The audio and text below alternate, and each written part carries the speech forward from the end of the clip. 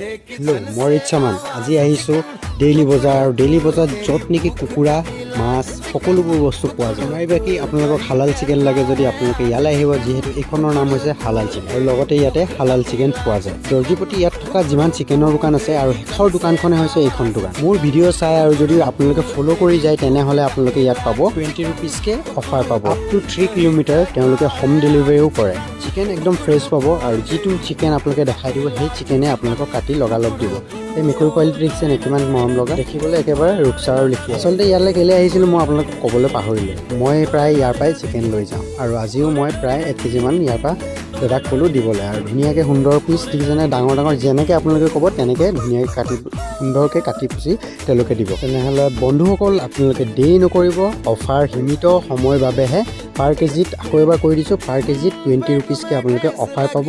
আৰু পিকনিকৰ বাবে আহি যাওক আপোনালোকে ইয়াৰ পৰা সুন্দৰ